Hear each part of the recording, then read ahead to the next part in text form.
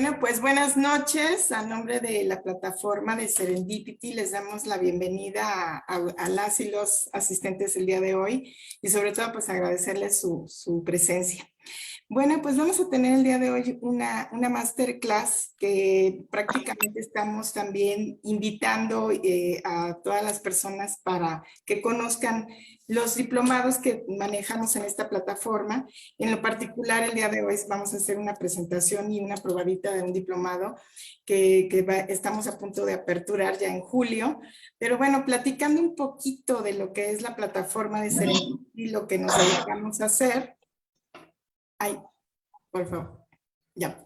Bueno, lo que nos dedicamos aquí en esta plataforma a hacer, pues es que tenemos en sí una vasta variedad de diplomados de diferentes temas que tienen que ver con, sobre todo con el área social. Como tal, Serendipity se dedica entonces a la formación y desarrollo humano. Tiene su sede en Tuxtla Gutiérrez, Chiapas. Ya tenemos 14 años, ya tenemos un buen cúmulo de años como tal ofertando diplomados.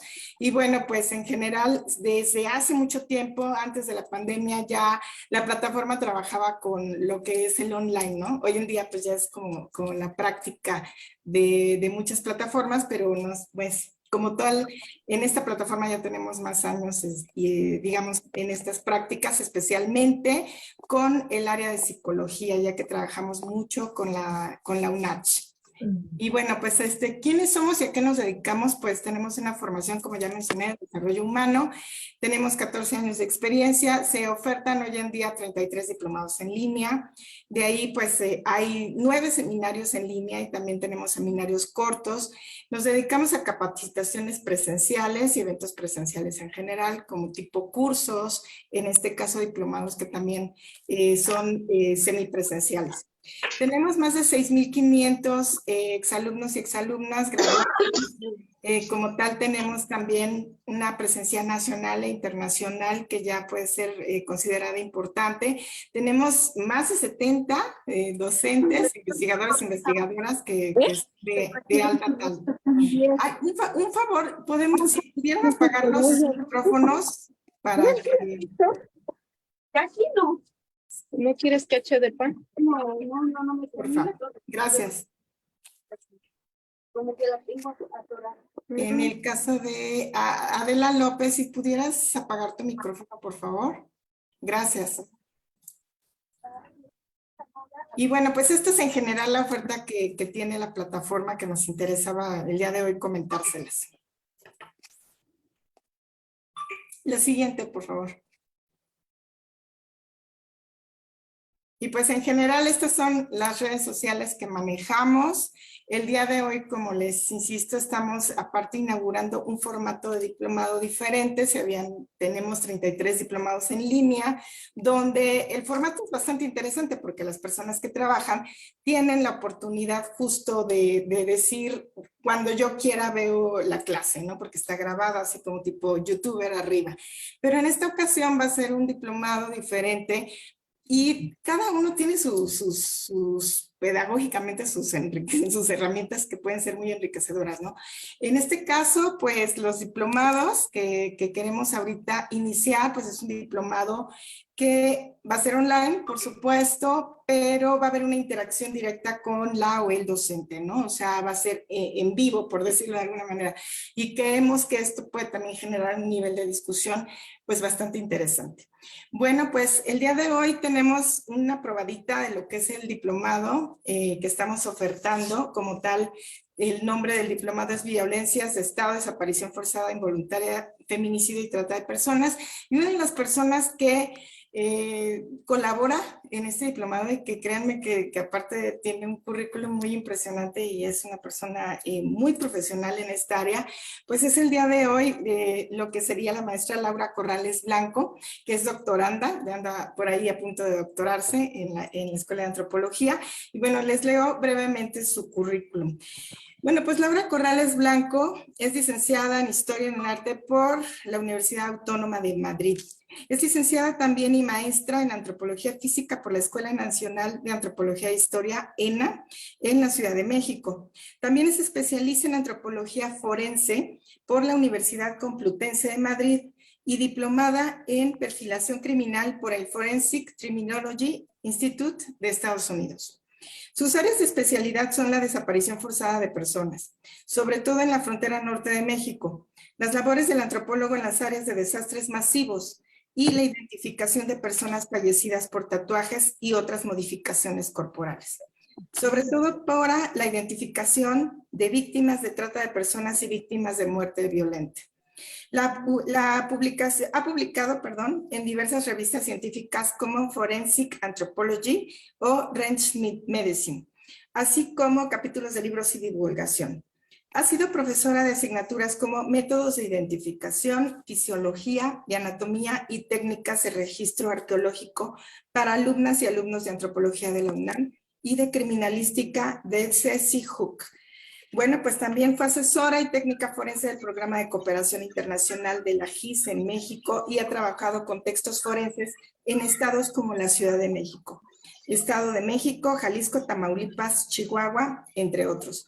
Pertenece al área de forense en la Brigada de Rescate de los Topos de Tlatelolco. Y yo me enorgullezco de tenerla aquí el día de hoy, de que nos pueda dar esta charla, esta masterclass.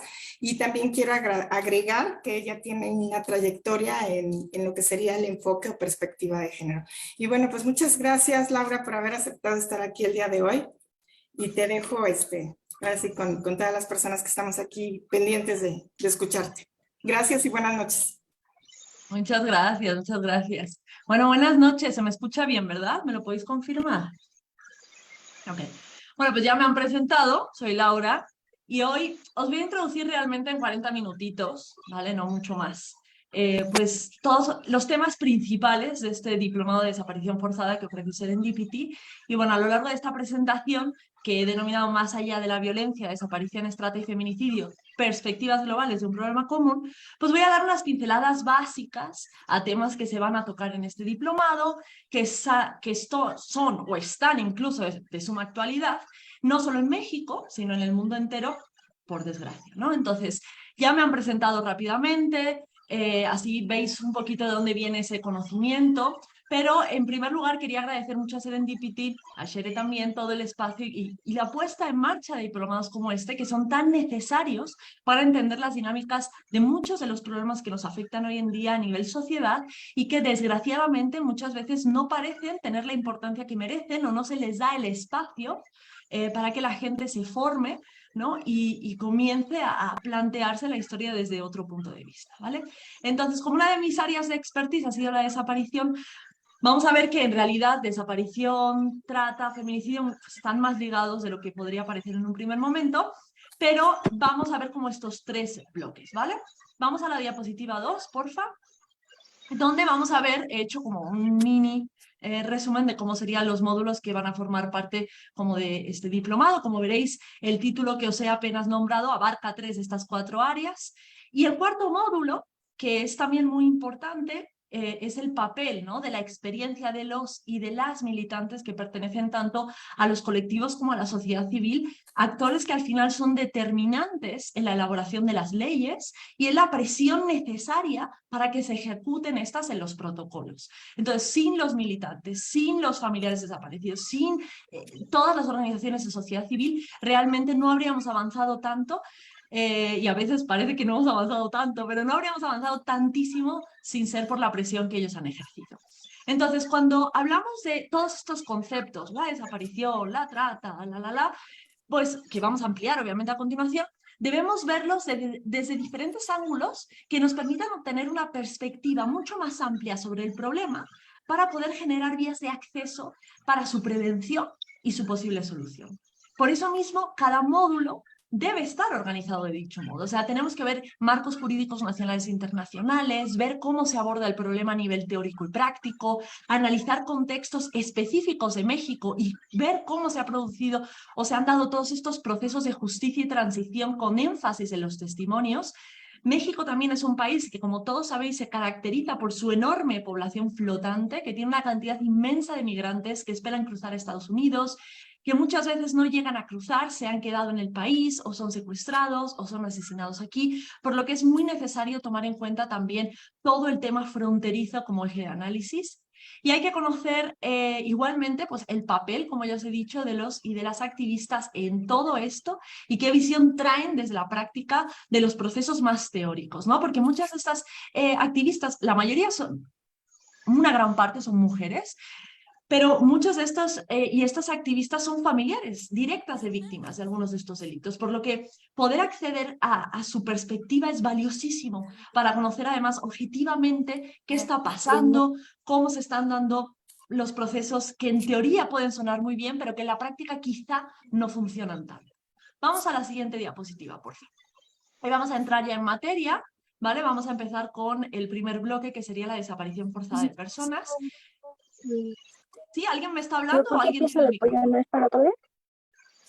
A ver. ¿Su pieza de pollo es para otro día? Verónica, creo. Verónica o María Candelaria, alguno de los dos. Ok, vale, seguimos. Quiero empezar con esta frase, ¿vale? Esta frase es dura, es una frase muy fuerte que dijo Tania González, esposa de Felipe de Jesús Pérez García, desaparecido en Tamaulipas el 19 de marzo del 2013. Y ella decía, tienes que volver. ¿Cómo me vas a dejar sola? Nadie sabe lo que estoy pasando. Mientras no veo un cuerpo, nunca voy a perder la esperanza de encontrarte.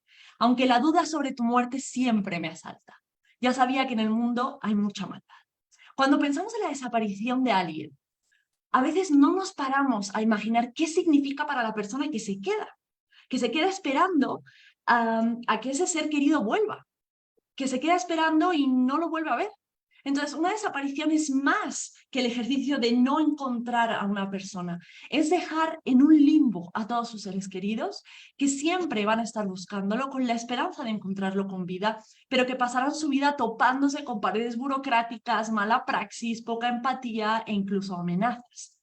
Cuando una persona desaparece, tendemos a acudir a las fuerzas de seguridad del Estado para que nos amparen en su búsqueda. Pero ¿qué pasa cuando aquellos que se supone que te protegen son los verdugos? Pues este es el abismo de la desaparición forzada. Uno de los ángulos más oscuros del nazismo fue el decreto NN, que se llama Nachtnivel, Noche y Niebla, muy poco nombrado por los historiadores. Este decreto fue la primera prueba escrita sobre la desaparición forzada de personas por miembros del gobierno. Permitía la deportación secreta de prisioneros de guerra desde países ocupados hasta Alemania y los metían en el campo de Struhof-Natzweiler, que es uno de los lugares, bueno, seguramente no lo haya pronunciado bien, pero es uno de los lugares de mayor recepción de estos reos, que además vestían un uniforme especial que tenía las siglas NN. Hitler habló de este decreto y él alegaba que una intimidación efectiva y duradera sola se logra por penas de muerte o por medidas que mantengan a los familiares y a la población con la incertidumbre sobre la suerte del reo. Y por la misma razón, la entrega del cuerpo para ser enterrado no puede darse. No es aconsejable, decía Hitler, porque el lugar de entierro podría ser utilizado como un lugar de manifestación o como un lugar de honor a un mártir. Entonces, a través de la diseminación del terror, toda disposición de resistencia entre el pueblo será eliminada. Eso es lo que dice el decreto. Cuando la Segunda Guerra Mundial acaba y Alemania pierde, muchos de los grandes cargos militares de la Gestapo y de las SS huyen a América Latina y llevan consigo todas estas ideas que poco a poco van calando en un nuevo mundo que se está gestando, que acaba desencadenando la Guerra Fría.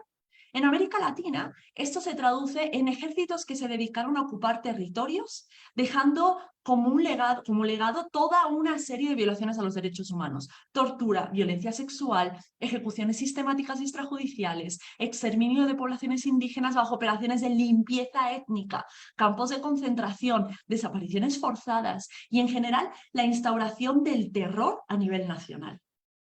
Se sabe que en Guatemala se asesinó al menos al 10% de la población por motivos étnicos. En Haití hubo más de 30.000 muertos. En Argentina se calcula que murieron asesinados entre 20.000 y 30.000 personas, y así podemos ir sumando todas las cifras que arrojan los demás países.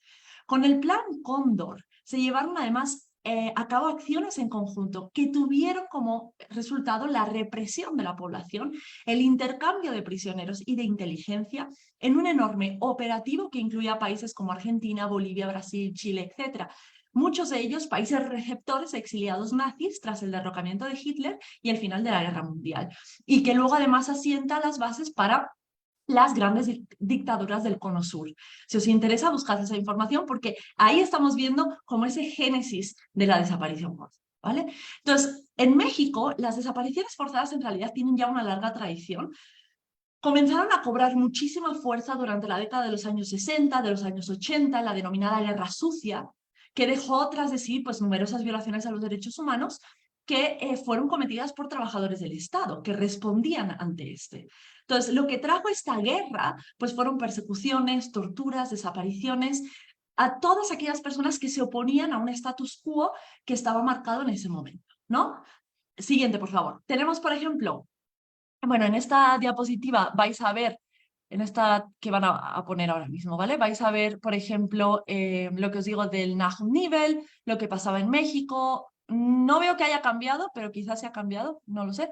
Vais a ver una fotografía del nazi Klaus Barbie, que fue muy importante por la matanza de Lyon y luego vino al continente y también hizo de las suyas. Luego tenemos, por ejemplo, la foto de Lucio Cabañas, en el que, bueno, Lucio Cabañas y Rosendo Radilla son dos de los casos más infames, pero también más importantes para entender este concepto de la desaparición forzada. Lucio Cabañas, por ejemplo, y muchos de sus compañeros fueron perseguidos, detenidos, torturados, desaparecidos y asesinados por militares, y Rosendo Radilla desapareció tras ser detenido en un retén militar, ¿vale? Y los últimos testigos que lo vieron dijeron que tenía signos de tortura.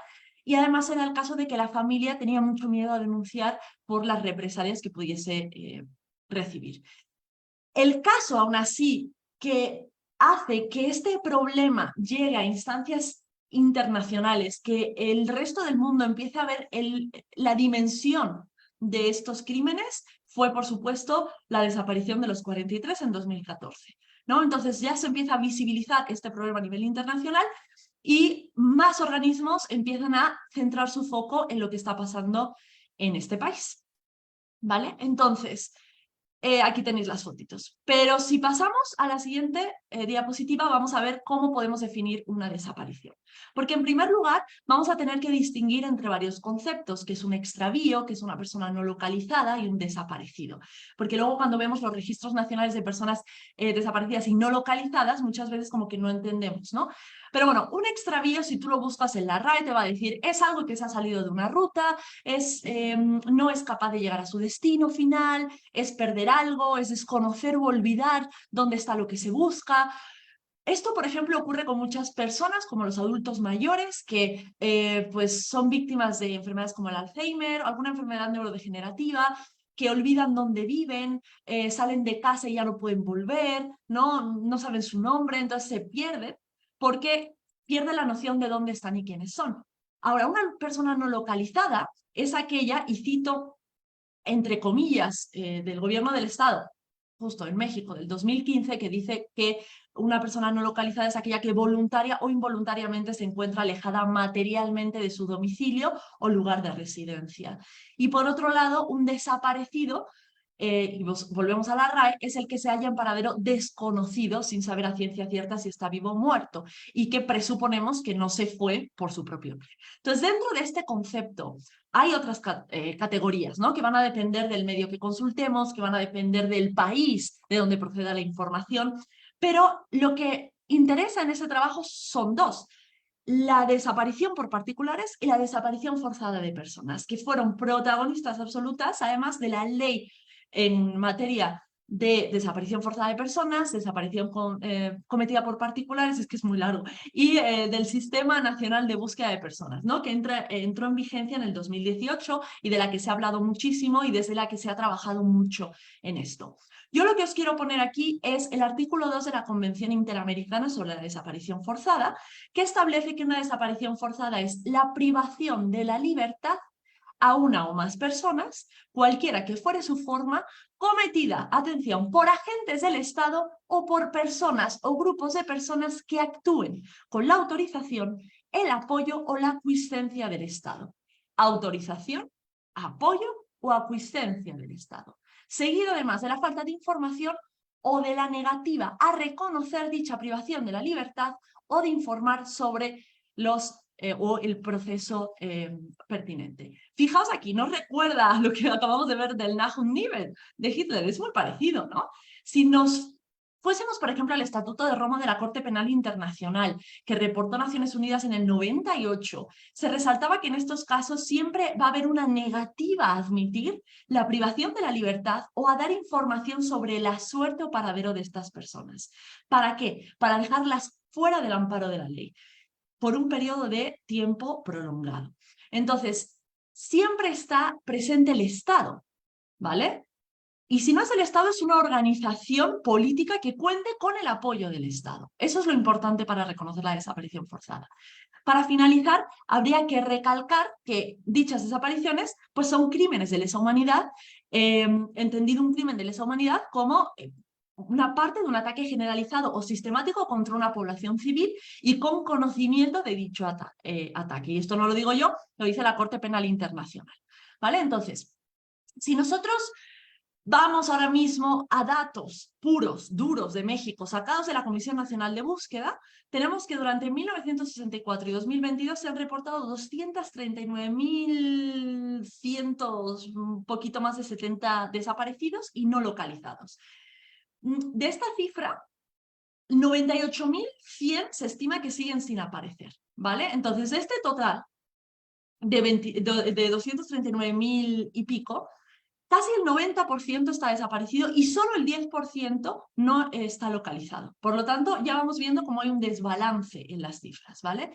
De las personas que se han encontrado, se dice que más del 90% fueron encontradas con vida y unas casi 10.000 personas sin vida. Estos son datos oficiales, ¿vale? Cualquiera que conoce el contexto de México sabe que no son cifras reales, no porque estén mintiendo, sino porque hay mucha gente que no ha reportado desapariciones de sus seres queridos por miedo o porque no lo saben, ¿no? Pasa mucho, por ejemplo, con los migrantes o porque no se han encontrado las personas que a lo mejor están en las fosas ya fallecidas. Entonces, estos datos siempre hay que tomarlos con pinza por eso. Lo que sí sabemos es que solo entre 2016 y 2017 la tasa de desaparecidos ya era muy alta. O sea, estamos hablando de 8.5 personas, ya puedes pasar de diapositiva, 8.5 personas por cada 100.000 habitantes. Esa es la tasa de desaparecidos de solo el 2016 y del 2017. Y solo en 2021, o sea, plena pandemia, se reportaron 6.000 desapariciones y se encontraron numerosas fosas clandestinas. Pasa la diapositiva, por favor. De hecho, ya vamos a... Vale. Entonces, a lo largo y ancho del país y por la situación, se han ido creando diferentes colectivos de familiares de desaparecidos. Ya para el 2000, antes de la pandemia, ya se contabilizaban más de 35 organizaciones civiles, más de 40 organizaciones acompañantes que formaban parte de este movimiento nacional por nuestros desaparecidos. Lo que tenemos que tener en cuenta, y aquí voy a dejar el tema de la desaparición porque realmente es muy extenso, podría estar aquí semanas hablando, pero tenemos muy poco tiempo, pero lo que hay que tener en cuenta cuando hablamos de este tema es que el Estado tiene la obligación de hacer frente a la desaparición forzada, tiene la obligación de hacer frente a la tortura y a todas las violaciones contra los derechos humanos que se dan en el territorio y tiene que tomar medidas contundentes que promuevan las investigaciones, que puedan resolver los crímenes, ¿vale? Y por otra parte, tiene que responder ante la sociedad, tiene que reparar a los familiares, tiene que mover los hilos para que no se dé la repetición de los hechos delictivos. Cuando esto no ocurre, los afectados, y a fin de cuentas, pues toda la sociedad, comienza a enfrentarse a una realidad que acaba con su paciencia, que sobrepasa sus límites, y esto ha llevado a que los familiares se hayan unido poco a poco, se hayan organizado, se hayan informado, hayan formado colectivos que luchan contra la parsimonia del gobierno y el descaro de las autoridades. Entonces, se ha dado una toma de decisión, han tomado medidas, han exigido, han intentado resolver sus propios casos, que esto es algo que, por ejemplo, pasaba en mi país hace casi ya 100 años, después de la Guerra Civil, ¿no? Que eran los familiares los que buscaban a los desaparecidos porque el Estado no lo permitía. Los familiares al final se convierten en sobrevivientes de una batalla contra la injusticia, contra la mala praxis de los que no cumplieron con su trabajo. Entonces, ellos se han formado tanto que al final han conseguido ser realmente asesores en materia legal y ser la mano derecha de los que lo necesitan. Entonces, este módulo, por eso es tan importante. Espero haberos abierto un poco el apetito para querer saber más. Vamos entonces al siguiente, que ya sería el feminicidio, que es otra de las violencias más persistentes y angustiantes a nivel global. Y que muchas veces la trata, la desaparición, como os he dicho al principio, pues van muy ligados, ¿vale? Y van muy de la mano. A ver la siguiente diapositiva, por fin. Porque aquí me interesa mucho que veáis esta tablita que la extraje de las Naciones Unidas para las mujeres en México, ¿no? De la Organización de la ONU. Y fijaos, ¿cómo definimos feminicidio? Siempre hay problemas, ¿no? Y eso va a ser como un poco el eje oscuro de por qué mucha gente o muchos países no toman acciones. Porque dicen, ay, es que es un término un poco, no sé, un poco ambiguo. No lo debería ser. Pero bueno, podemos definir el feminicidio, según la ONU, como el asesinato de una mujer por el hecho de ser mujer. ¿Vale?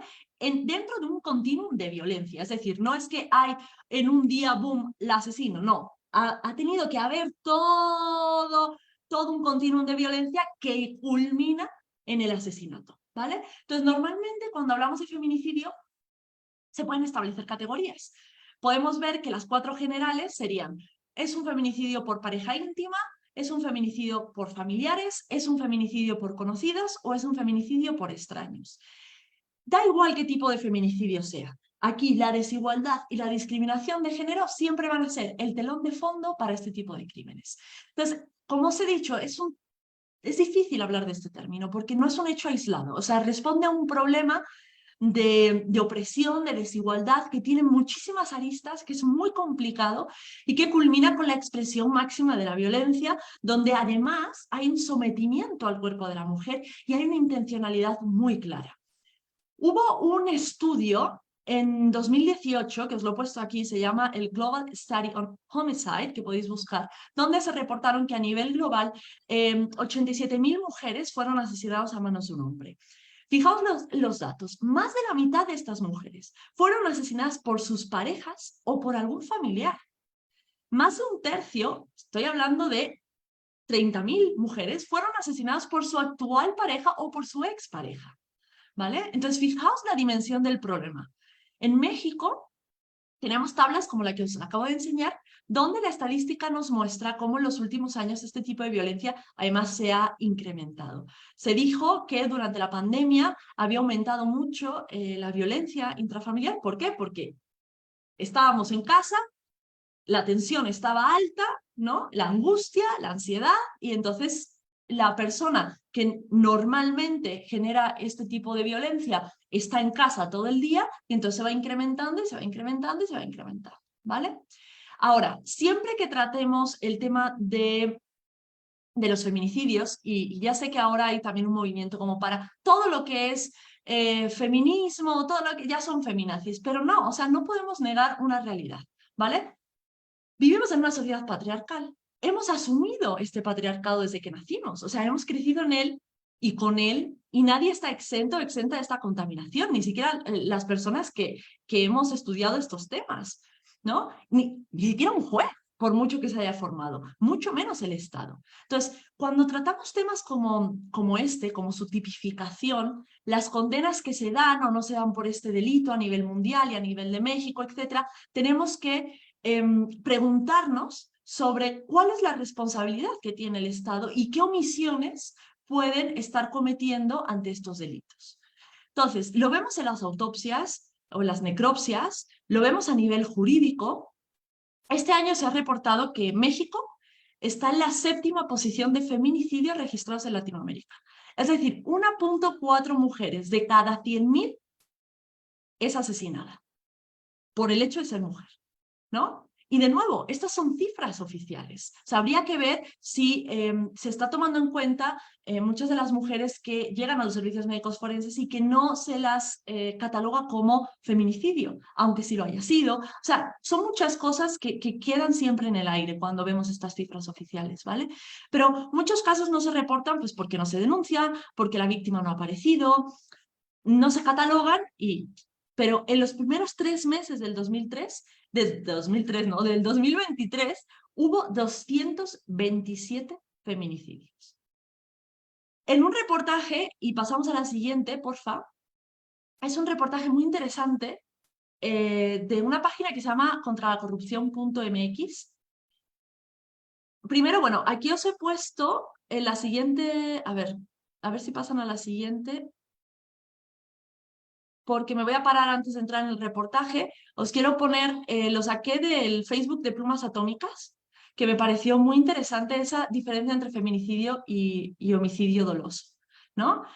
Porque yo como persona que ha trabajado en los servicios médicos forenses, yo he escuchado muchos comentarios diciendo, bueno, pero a ver, es que mueren más hombres que mujeres. Entonces, ¿por qué tenemos que tipificar el feminicidio cuando hay muchos más fallecidos hombres que mujeres violentos, ¿no? Bueno, depende de dónde vayas, depende de dónde lo mires, pero para mí uno de los rasgos fundamentales que diferenciaría este feminicidio y al homicidio, sobre todo porque lo he visto cuando he estado trabajando, es la intencionalidad, o sea, la característica que tiene este tipo de crimen, ¿no?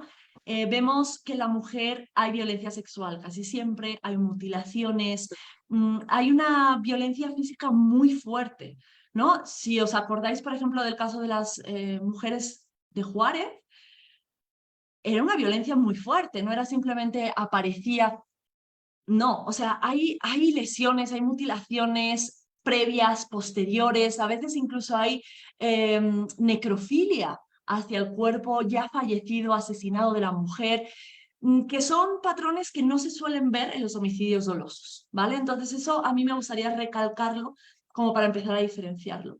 Pero vamos a seguir a la siguiente. Y es de un reportaje muy duro que leí, pero que os lo he puesto en la siguiente diapositiva para que también lo veáis, que es de, la página se llama contralacorrupción.mx, ¿vale? Entonces, si os interesa el tema, podéis buscarlo. Este trabajo se titula Las muertas que no se ven, el limbo de los feminicidios. Y es un trabajo ya un poquito antiguo, ¿vale? Pero me pareció muy interesante para nombraroslo aquí. Comentaban que más de 10.000 mujeres fueron asesinadas desde 2012 hasta aproximadamente 2015, pero menos del 20% de estos casos fueron juzgados como feminicidios. Entonces, aquí la pregunta sería, ¿por qué? O sea, ¿acaso no hay tipificaciones, no hay protocolos? Ahora obviamente ya se ha avanzado mucho más y ahora se insta a que se estén aplicando esos protocolos, pero fijaos, o sea, ya en ese momento 20% de los casos no fueron juzgados como feminicidios. Entonces, se elevaban estas preguntas. Oye, no se quiere hacer, no hay voluntad, no hay interés en reconocerlo, o simplemente no han llegado los protocolos, no se ha formado a la gente.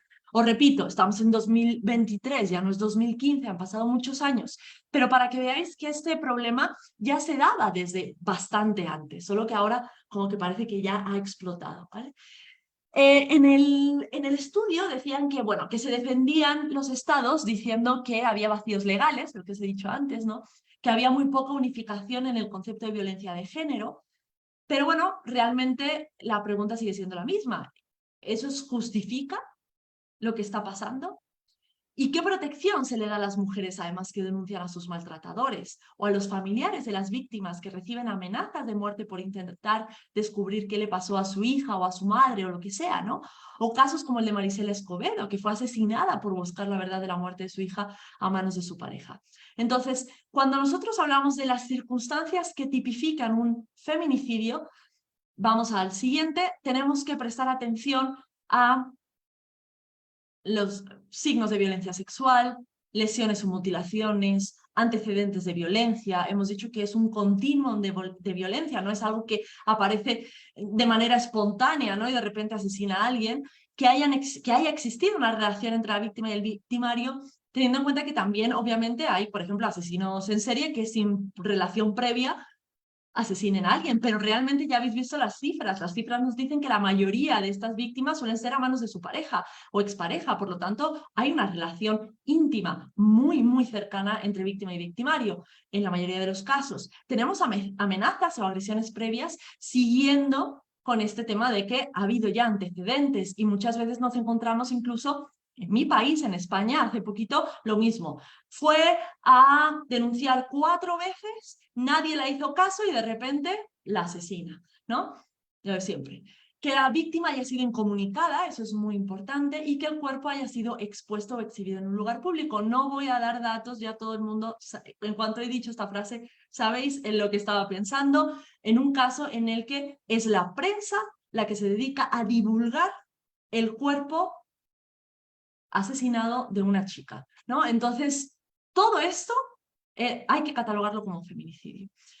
En este reporte, que os digo ya es un poquito antiguo, pero se señala que solo 11 de las 32 entidades federativas habían incorporado estas causales a sus códigos penales. Esperemos que ahora sean más, no he encontrado el dato, pero esperemos que sean solo todas las entidades, pero sí había un proceso de, a nivel general, ¿no?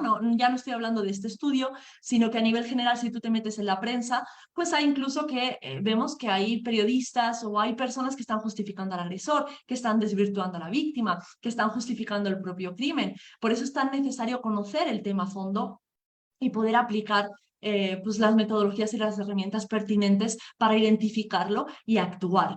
En este caso de la justificación del agresor o la desvirtuación de la víctima, os podría dar muchísimos ejemplos. El de más actualidad sería, por ejemplo, el caso de Dani Alves, ¿no? El famoso futbolista que está en la cárcel por agresión y que un medio de comunicación le ha hecho una entrevista y él dice que perdona a la chica, ¿no? Y entonces, pues claro, la sociedad en España pues está conmocionada porque además la periodista le dice pues que ella le cree. Entonces, ahora es culpa de la víctima, ¿no? Es lo de siempre. O el famosísimo caso de La Manada, que también ocurrió en España, en la que hay una violación o hay una agresión sexual, porque luego hay que tener cuidado con lo que, ¿no? Con cómo se dice, pero hay una agresión en conjunto, o sea, en manada, por eso se llama, ¿no? Eran 5 o 6 personas, entre ellos había personas que trabajaban, que eran trabajadores del Estado, y entonces, ¿qué ocurre? Pues es que la víctima no le debió gustar porque a los 2 días estaba tomándose un café con un amigo y se estaba riendo. O sea, son cosas, ¿no? Que no, o sea, lo que hacen es dar más peso al por qué tenemos que estar prestando muchísima atención a esto. Ahora, vamos a pasar ya finalmente, porque yo me hablo y nadie me calla, al tema de la trata, ¿vale? Vamos a pasar, yo creo que van a ser 1 o 2, ¿eh? A ver.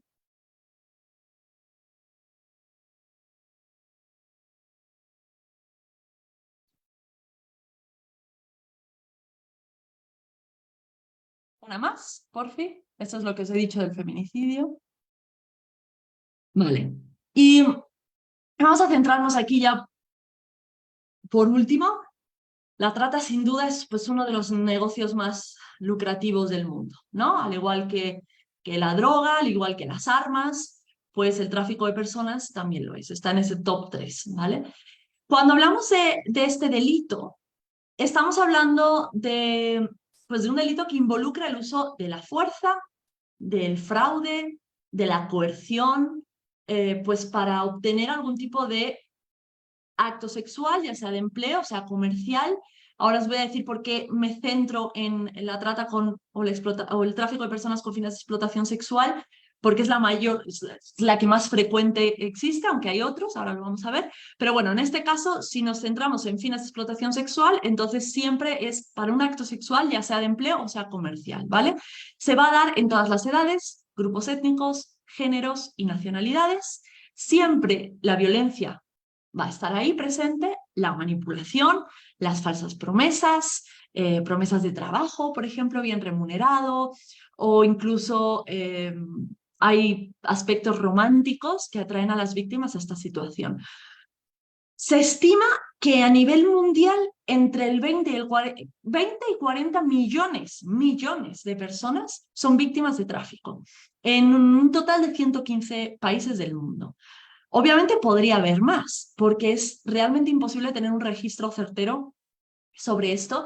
Las redes son siempre muy difíciles de detectar. Solo en Estados Unidos se cree que hay alrededor de 250.000 personas dentro del negocio del tráfico sexual, de las cuales el 94% son mujeres el 64% menores de edad y el 83% son estadounidenses. Además, la edad media de entrada a estas redes de prostitución forzada van a ser entre los 12 y los 14 años en el caso de las niñas y los 11 y los 13 años en el caso de los niños, pero las niñas pues, suelen ser mucho más traficadas. Normalmente se estipula que en un ratio de 2:1, ¿vale? Y estos menores suelen tener una relación personal con los tratantes. Muchas veces tenemos situaciones en las que la familia vende incluso al menor. Entonces, en México, la situación en 2020 ya fue tildada de alarmante por el propio gobierno, porque se estima que 4,5 millones aproximadamente de niños son víctimas de pornografía infantil, de prostitución forzada, de abuso, de turismo sexual, de tráfico de personas. Y pese a lo preocupante de estas cifras, pues estos menores solo representan el 26% del total de afectados por la trata ilegal de personas. Si hablamos de género, pues el género más violentado pues son mujeres. Y estamos hablando de que en México el 93% del total de esclavos y esclavas sexuales son mujeres, de las cuales un 40% aproximadamente fueron prostituidas forzadamente antes de los 18 años. O sea, qué fuerte, ¿no? Estas cifras. Y el 70% de estas personas pertenecen a pueblos originarios. ¿Por qué? Menos recursos, menos posibilidades, te venden una vida mejor, te seducen, lo que sea, ¿no? Ahora, si nosotros establecemos esta relación entre Estados Unidos y México, pues la gran mayoría de las personas explotadas con fines sexuales pues van a ser mujeres en los dos países, ¿vale? Y es una característica que además se va a mantener a lo largo, ancho, alto del planeta, o sea, no cambia. Pero a nivel mundial, 2/3 partes del total de estas víctimas, no solo sexual, sino también laboral, lo que sea, son mujeres. O sea, para que os veáis o entendáis por qué cuando hablamos de esa perspectiva de género, ¿no? Porque estamos teniendo una cantidad tan exponencial de mujeres que realmente este tema de la perspectiva tiene que estar presente en todas las investigaciones. El país cuenta con otra ley que también es larguísima, no sé si lo voy a decir bien de memoria, pero es como la Ley General para prevenir, sancionar y erradicar los delitos de trata de personas y para la protección y asistencia de víctimas, muy parecido a eso, a lo mejor me dejo alguna palabra.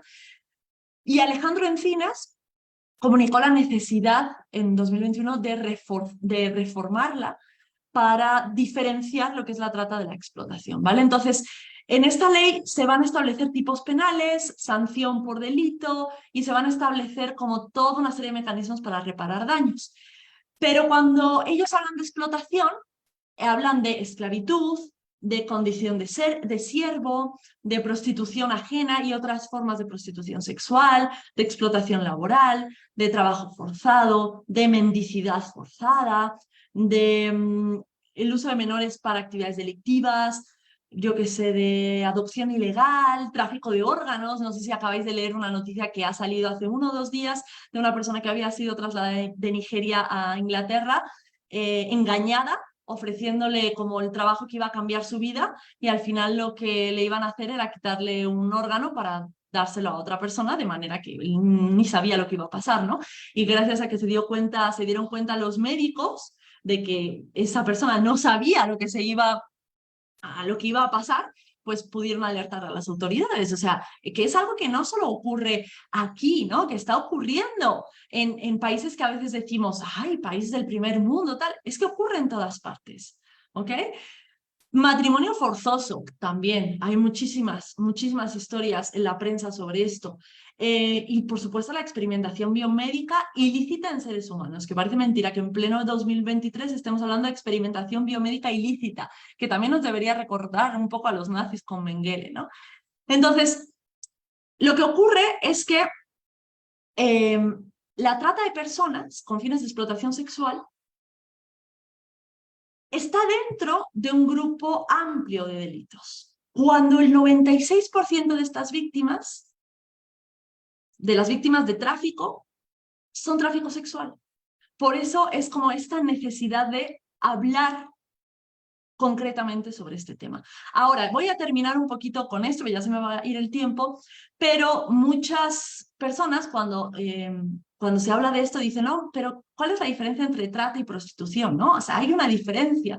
Claro que hay una diferencia entre la trata y la prostitución.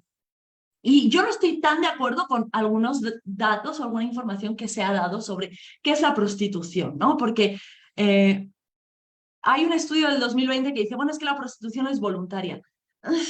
No sé, a mí como que eso me hace mucho ruido, ¿no? O sea, voluntaria porque se supone que nadie está coartando a la víctima para que lo haga, pero en el fondo todo el sistema, ¿no? La está llevando a ese lugar. Entonces, cosas que no me gustan, ¿veis? Luego dice, las prostitutas no siempre dependen de un proxeneta para trabajar. Yo creo que la mayoría, pero bueno, eso es un dato que se da.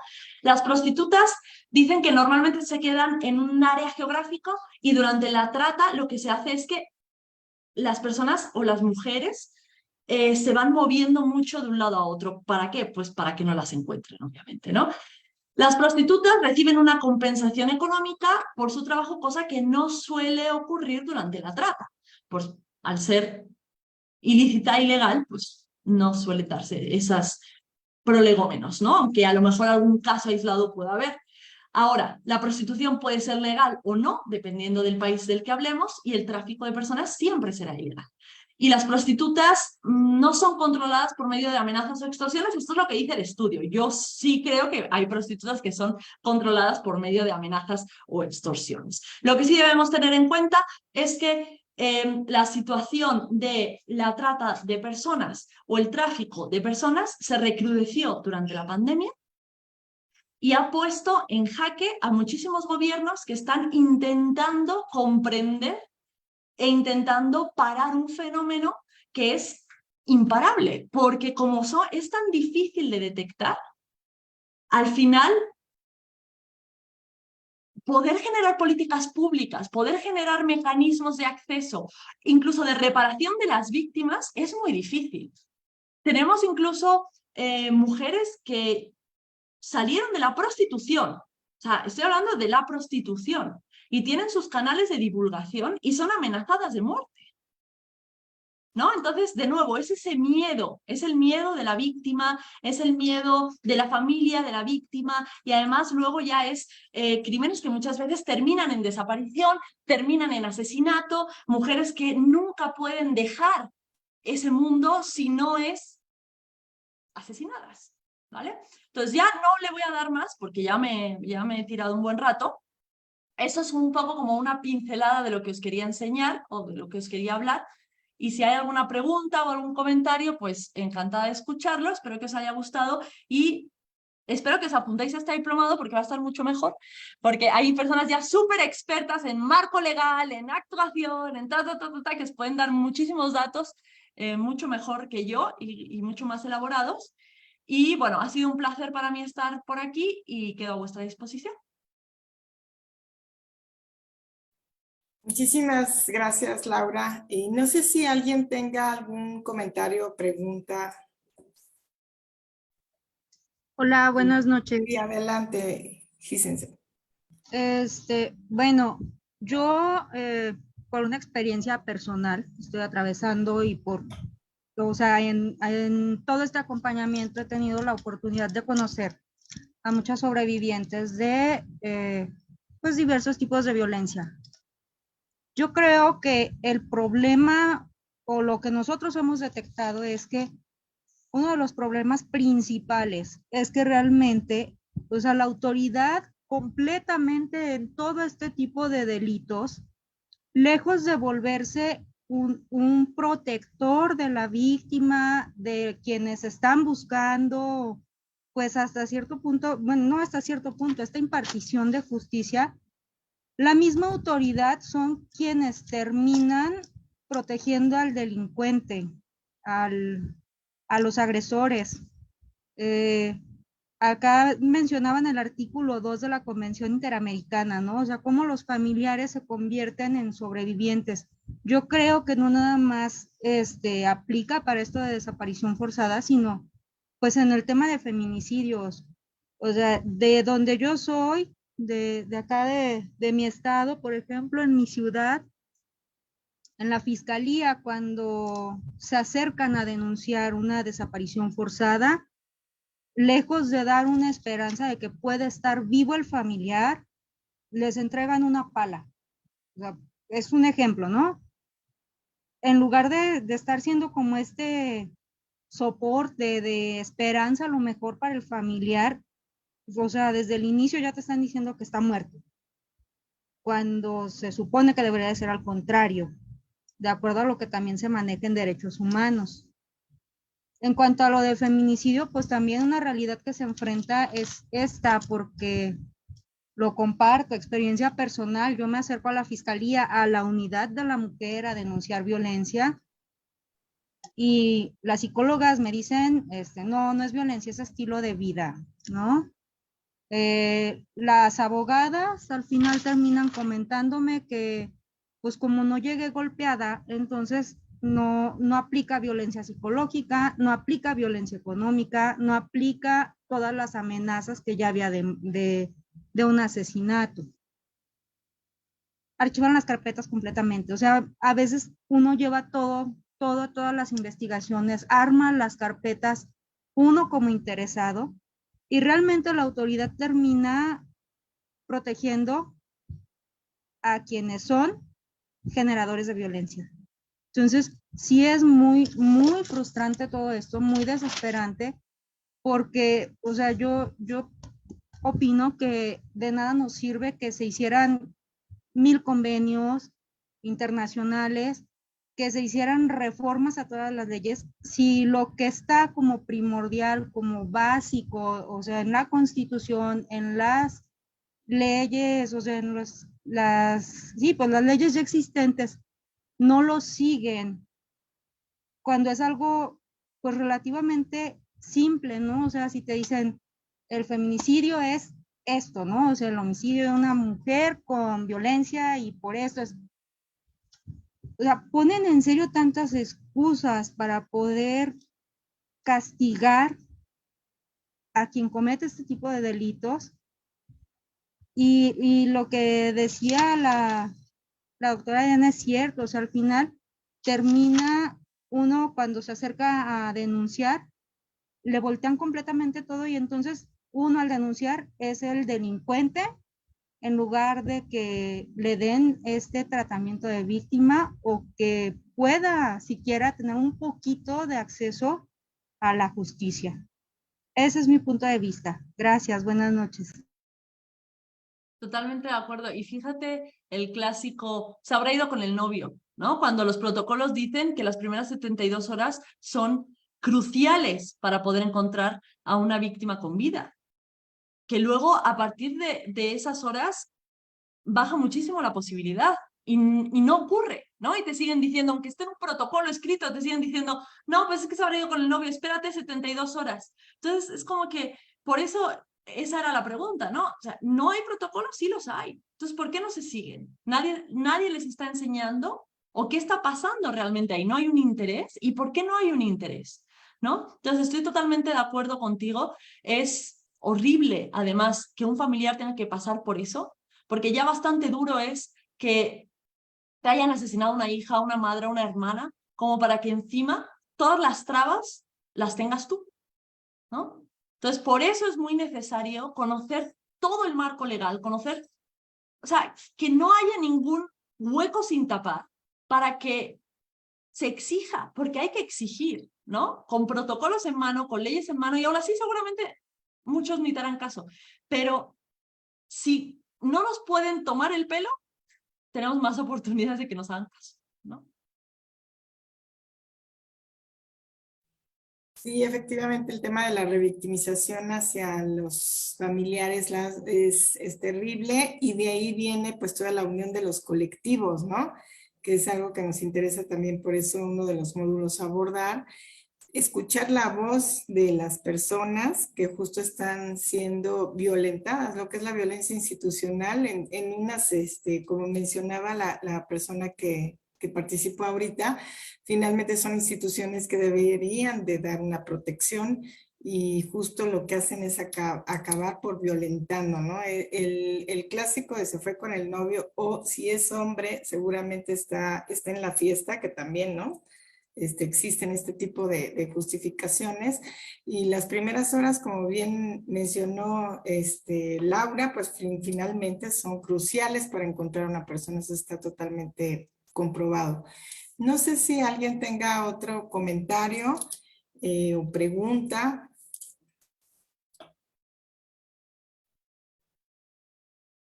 A ver, Juan Antonio, adelante, por favor.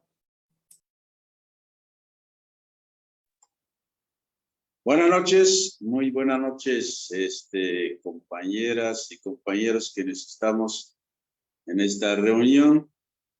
Solamente quiero participar en los siguientes. Ya la situación ya se está aumentando cada rato, pues es infrenable la situación. Yo creo que esta también habría que asumir el papel de los padres de familia que somos para poder, yo siento que ahí la educación debe empezar en casa. En la casa los papás y las mamás son los primeros en orientar a sus hijos, a sus hijas, definir su proyecto de vida, que quieren ser cada uno de ellas o ellos, para poder construir una verdadera visión constructiva del futuro. En la actualidad vemos que ya pues ya es incontrolable los femicidios, ya definitivamente, pero hay muchos factores que vinculan. Primero, ya los valores de la casa se han perdido completamente, los valores de la casa, y también en el seno escolar también se está perdiendo los valores. El respeto, los principios,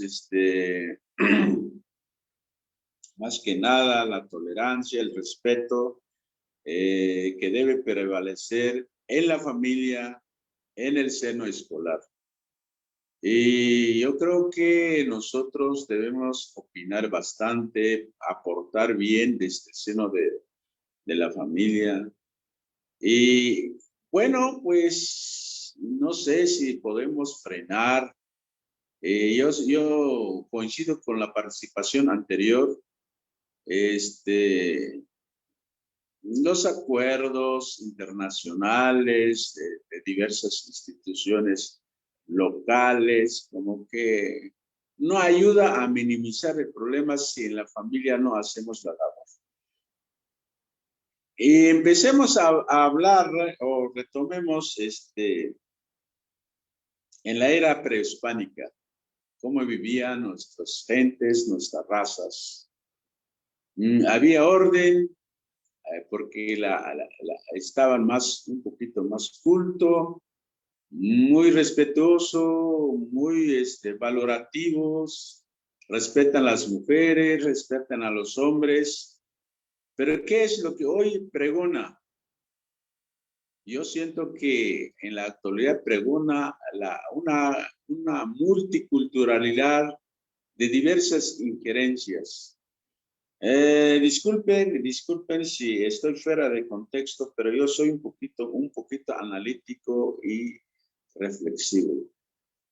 A veces las mujeres son víctimas, no solamente de su novio, violentadas, no solamente de su pareja, sino también de otras personas extrañas. Porque las mujeres, si nos vemos en la actualidad, ya no usan el ropaje, el vestido idóneo para que cubran sus cuerpos. Ya quieren nada más utilizar sus brasieres, unas minifalditas, que en ese tenor yo ya minimiza el respeto, está ofreciendo o está arriesgándose o pone en peligro, no sabe que pone en peligro su vida. Los hombres al mirar a una chamaca vestida de ese tipo, inmediatamente viene un sinfín de cosas en la mentalidad. Y peor si hay un muchacho que está medio drogado, entonces van con todo el peso del cuerpo y lo agarra y lo viola, lo secuestra. Entonces, yo creo que nuestros hijos, yo soy un padre de familia, yo lo oriento a los hijos, que no salga sola. Y si va con su novia, pues tiene que pedir permiso con su papá, con su mamá, y indicarle cuántos minutos debe desaparecer y que no debe mentir a su papá o a su mamá dónde anda, con quién anda, debe decir las verdades porque en realidad no podemos confiar con nuestra propia sombra. Si sales de la casa, vas al supermercado, vas a la tienda o vas al banco o no sé a dónde, está un poquito inseguro que regresemos Perdón, a la familia. Perdón que te interrumpa. Tenemos muy poco tiempo como para los comentarios. Brevemente, solo lo que podría comentar es que tú estás como abordando un poco una temática que tendría que ver con el por qué desaparece una persona y ahorita digamos que estamos más en las acciones, digamos, del Estado, cuáles son los tipos de desaparición. Y digo, lo que en dado caso estás comentando es todo un debate, ¿no? Pero por los tiempos, porque de hecho ya estamos sobre el tiempo, si alguien tiene alguna pregunta y la quisiera, a la ponente, la quisiera poner como tal en el grupo del chat, se los voy a agradecer. Brevemente solo les quiero comentar que estamos como tal promocionando un diplomado que como Laura Corrales ya les hizo una excelente exposición general de los 4 módulos que estamos trabajando, pues yo nada más agregaría, no tengo mucho que agregar de lo que ella ya les presentó, pero sí que tenemos un equipo de especialistas en cada sesión de muchísimas áreas. Tenemos desde el área del derecho con una súper especialista que nos va a mostrar en cada módulo el área nacional e internacional, criminólogas, hay por ahí también peritas, antropólogas físicas, pero también antropóloga forense. De hecho, Laura justo trabaja todos estos temas desde el área forense, como pudieron ver en su currículum inicial y como antropóloga física.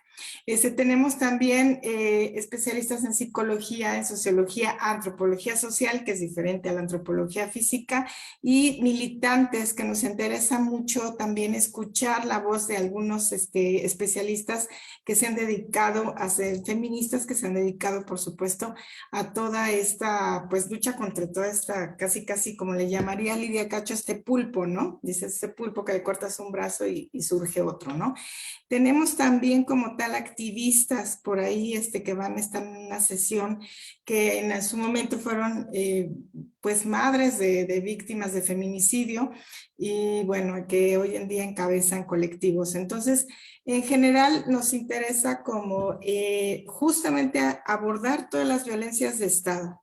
¿Sí? Como tal, abordar las violencias de Estado. Por eso incluimos todo lo que es la trata de personas, feminicidio, lo que sería la diferencia entre desaparición forzada e involuntaria.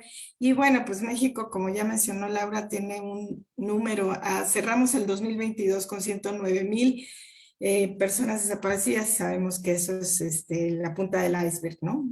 Como bien mencionó Laura, pues México es un país de tránsito, de muchísima migración de Centroamérica y eso simplemente hace que haya un número de personas que es incontable. Entonces, bueno, pues un poco por ahí es empezar a trabajar y esto tiene que ver con soluciones.